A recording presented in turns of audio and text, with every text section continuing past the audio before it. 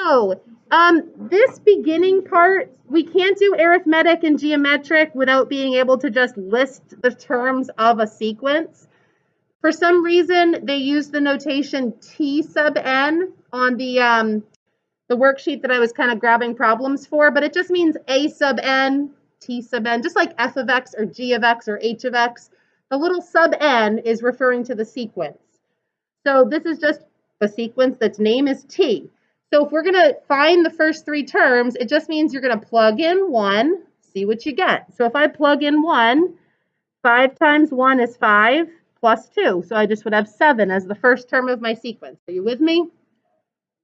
So I'm just practicing plugging in values for n. N represents what term you're on. This is the first page of 363.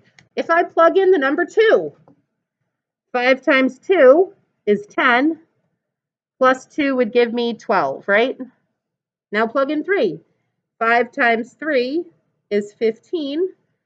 Plus 2 would give me 17. So by listing those first three terms, could you tell if this is arithmetic, geometric, or neither? What did we say arithmetic has to have? A common sum or a common difference. Does this have a common sum? Yeah, it's going up by 5 every time, right? Plus 5 plus 5. So this is arithmetic. So just by looking at the function or the sequence, it might be hard to tell if they're given in different formats. I would always generate a few terms first and then make your conclusion. All right, so number 1B, I'm going to plug in 1 first.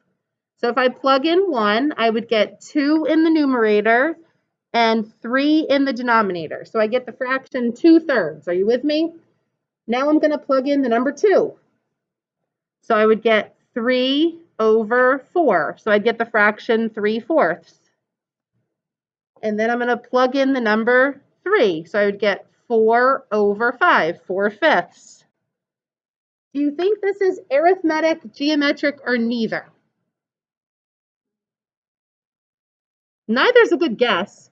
I would just double check if you're not as familiar with fractions. So the way you could check to see if it's arithmetic, you could just quickly take on your calculator 3/4 and subtract 2/3. So that difference was 0.083. Then you could take 4/5 and subtract 3/4. That's a different difference, right? They'd have to be the same for it to be arithmetic. And then you could do the same thing. You could take 3/4 and divide by 2/3. That's the ratio. And then you could take 4/5 and divide by 3/4. That ratio is not the same. So it's neither. I double checked because they're fractions and I'm not as good with fractions maybe, but it's still neither. I can't multiply or add a common amount. All right, so the last one, I'm going to plug in 1. Well, 3 to the first power is just 3. Then I'm going to plug in 2. 3 squared is 9. Then I'm going to plug in 3. 3 cubed is 27. What is this one? How do you know? Yep, I multiply by 3 each time, which makes this a geometric sequence. So that was the first big idea. I think that was almost all of day 1 on the virtual assignment. Plugging in n, generating a sequence, right? All right, so then number 2, now they've just given you the sequences, and you have to determine if it is arithmetic. So we're just narrowing in on arithmetic, finding what the difference is, and writing it recursively and in closed form. So I'm going to go over those 2 forms. I think I might actually skip recursive for now, because I have a whole other page on recursive. So I'm going to skip recursive for this point. What do you think about letter A? Is it arithmetic or not? Yes, what's the common difference? Yes, the common difference is going up by 4 every time. So here's the closed formula. A sub n equals whatever you're starting with. So in this case, you're starting with the number 7, and you're adding 4 n minus 1 times. That's it. That's the whole formula. If you plugged in 4, you better get 19. So let's try plugging in 4. 7 plus 4 times, that would be 3. Isn't 7 plus 12, 19? So your formula should work for one of those terms up there. So that's it. That is the closed form for an arithmetic sequence. I'm not going to do recursive right now because that's another idea.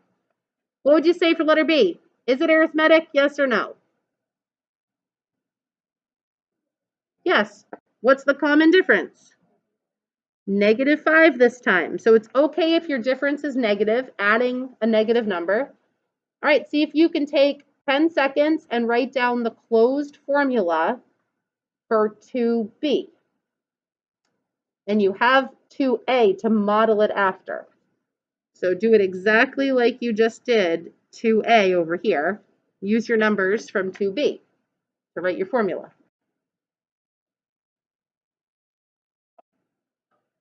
So you need to get good at these formulas. So A sub n equals what I start with. Oh, I wrote plus, but -5 n minus 1 times. So 2 minus 5 times n minus 1. That means I subtract 5 once, and then I subtract 5 twice, and then I subtract 5 3 times.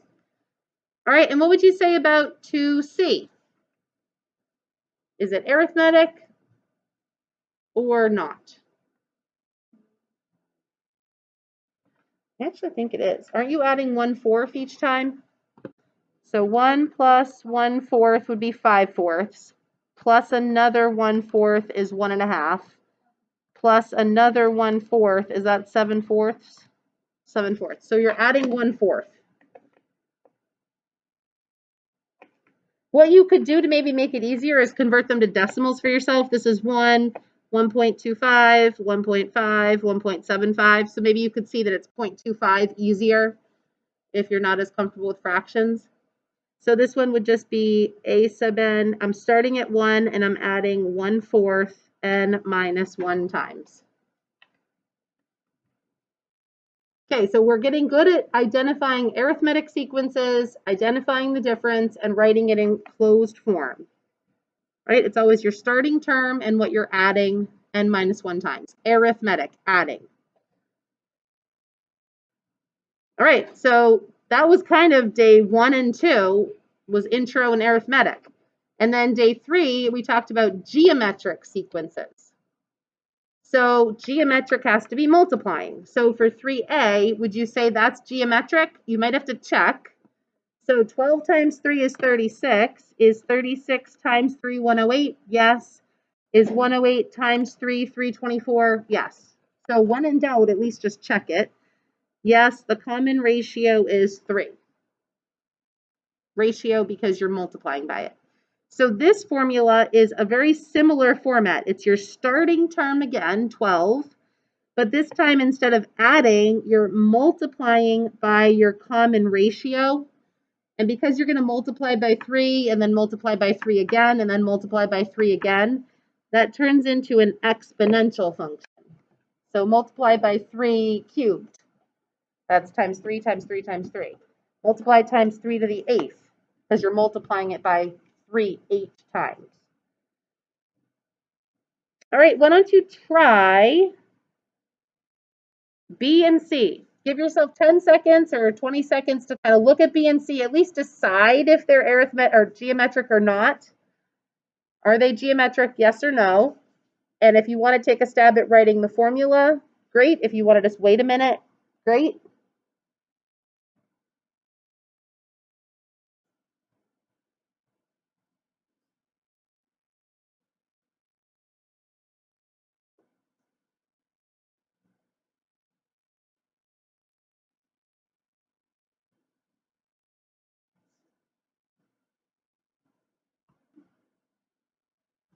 So one of them is and one of them is not. Which one is our geometric one? B. So B is geometric. And what do you actually multiply by to go from negative 1/3 to positive 1/9? Negative 1/3, right? Because the negative actually makes a negative times a negative is a positive. And then a positive times a negative gives you back a negative. And then a negative times a negative gives you back a positive.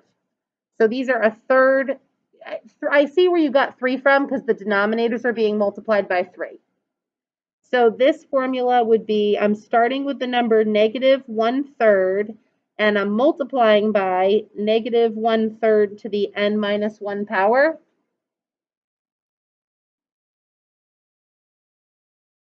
And whenever the two ratios are the same, if you wanted to, the shortcut is you could just say this is -1/3 to the n. I probably should put this one, I don't know if I need to put them both in parentheses. I don't know. Oops. If I plug this into my graphing calculator, do I get the right answer without a parenthesis? 1/3 times -1/3 raised to the n minus 1. Yeah, so without putting parentheses, it doesn't end up alternating it. I think I need parentheses. Negatives with parentheses are tricky. If I just put one parenthesis in. Yeah, so you at least need a parenthesis around this this ratio -1/3, so it knows to do like -1/3 times -1/3 is +1/9.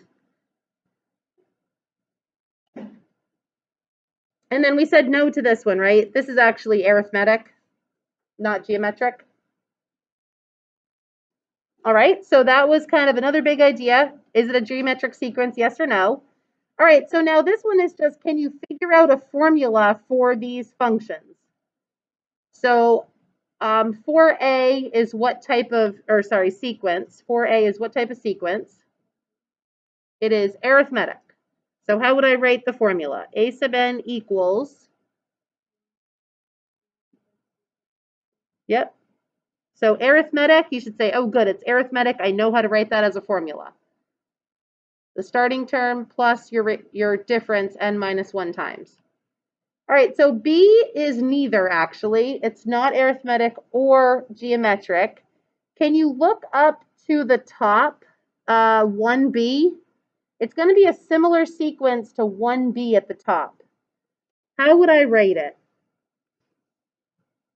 So I want to be able to plug in n. So plug in 1, then plug in 2, then plug in 3. Huh? It's not arithmetic or geometric, but it's like number 1B at the top of your page. Well, no, 1B, we didn't write an equation. We wrote the terms. See how the terms were 2/3, 3/4, and 4/5? Don't you see similar terms in this sequence, 2/3, 3/4, and 4/5? So how do I need to make my formula different than 1B? They had n plus 1 over n plus 2.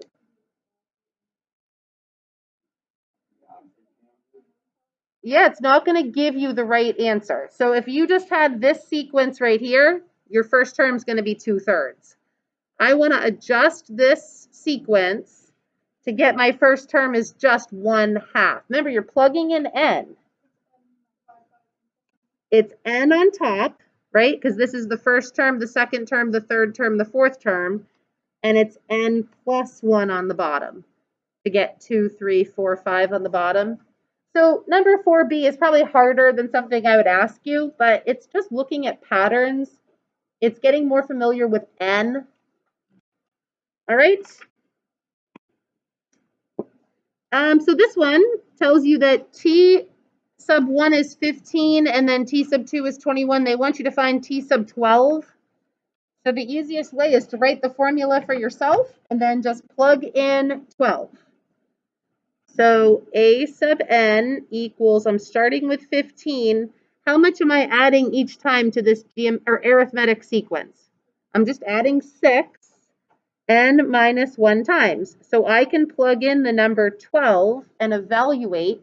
If you need a calculator, you've got to grab one from the back docs because I sprayed them all on Friday. So I took them all from under your desk. So maybe, Aiden, you can grab one for a buddy.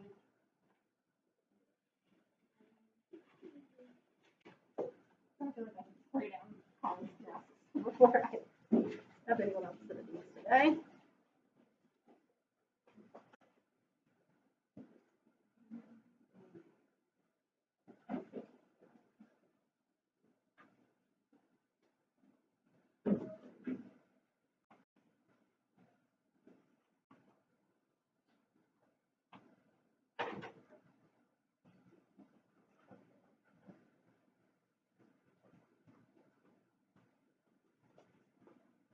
All right.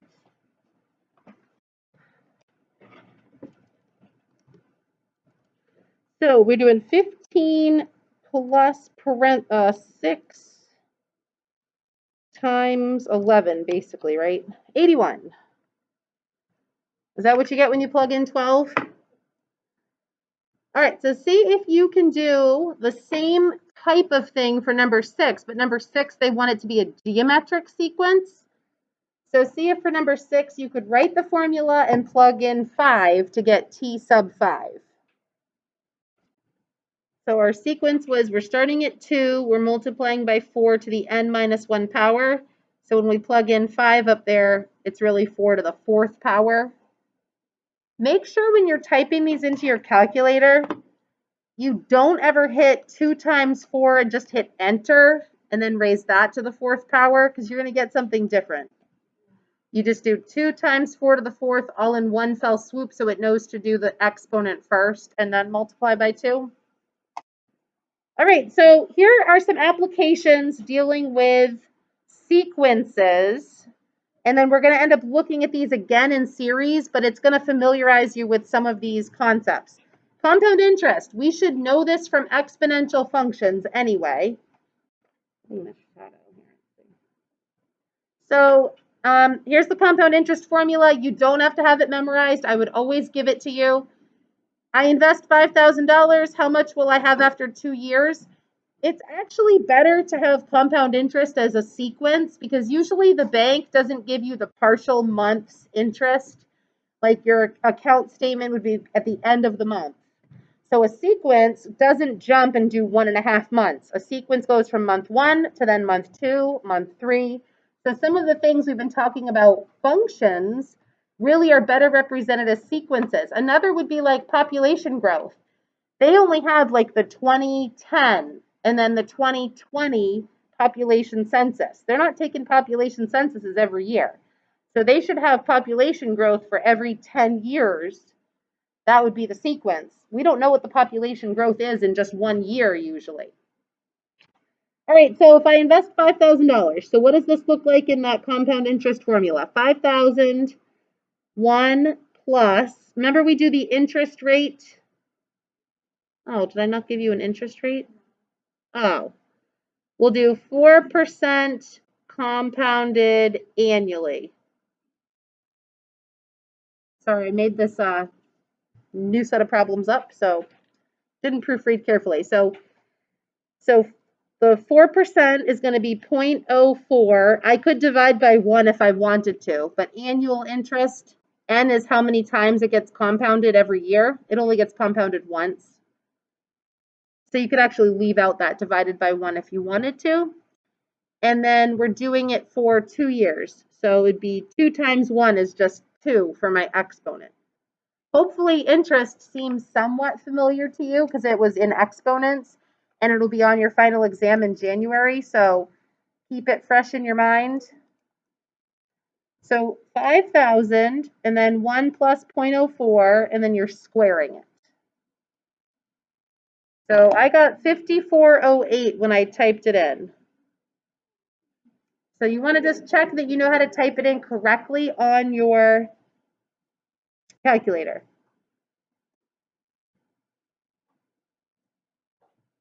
All right, so here's kind of an application from exponents and logs. How much should I invest now if I needed the maturing value to be $10,000 after 4 years, and I can invest 8%, which is compounded twice annually? Give your answer to the nearest cent. So let's write out, we want to have $10,000. We don't know what to start by investing. That's the principle. 1 plus, we're investing at 8%, so 0.08 divided by 2, because it says compounded twice annually. And we're doing it for 4 years. 2 times 4 goes in the exponent then. I cannot leave that there. Okay. So do you see how this, the 1 plus 0.08 divided by 2 to the 2 times 4, is just going to be a number on your calculator? So this whole thing, you can actually take and divide to the other side of the equation to find the principal. So take the whole right side of the equation, then hit enter, and take 10,000 divided by that to see what your investment should be.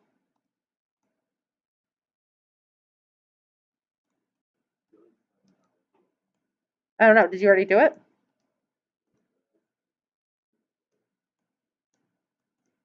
Yeah, it is. 7306.90. Is that what you got, Aiden? Great. So who else needs help typing that into their calculator? So that's kind of a good review of compound interest. That is a sequence. It's a geometric sequence. We called it exponential function. So that's another important thing. Linear functions go with arithmetic, exponential functions go with geometric. So it kind of ties together with other things we've studied this year. Anyone else need help seeing that on their calculator? Did you all try it at least? All right. Huh? Oh. All right, let me see. See, there's a couple more examples. Car depreciation. So there was an example like this on one of your virtual pages. If a car depreciates at a rate of 6% each year, how much will a $22,000 car be worth at the end of the third year? So this is important for businesses when they calculate their taxes because they get to subtract from their income the depreciation of like equipment. If it was a tractor, dump truck, buying a new truck, you get to take so much each year because of depreciation. So we're taking a $22,000 car. Now, instead of the 0.06, that's what we're losing. We want to write what we're keeping because we want to know the value of the car. So we're actually only keeping 0.94. We're keeping 94% of the value. We want to be able to do this in one step. If you did 0.06, then you'd have to keep subtracting off that 0.06. We're doing it at the end of the third year, so you're going to do 0.94 to the third power because it's depreciated 3 different years.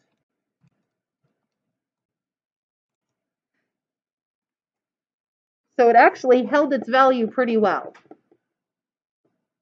I don't know if many cars would do that, but trucks do. Trucks hold their value.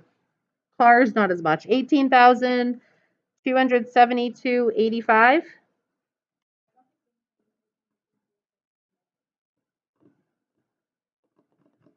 Really?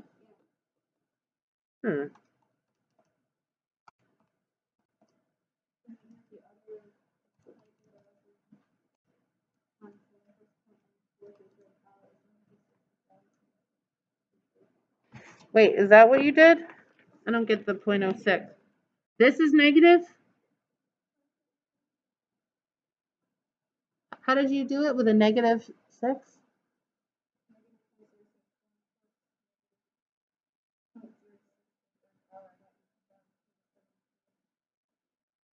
Oh, I don't think that I typed it in the right way you're saying. What did you? 10, and then we're going to take a break.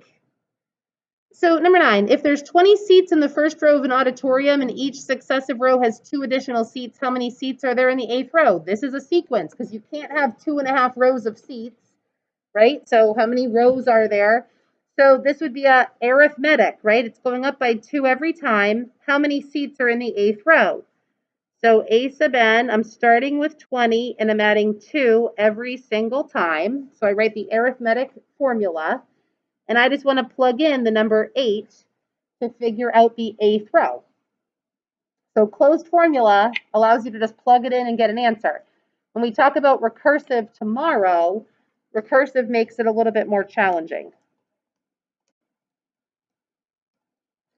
So what do you get?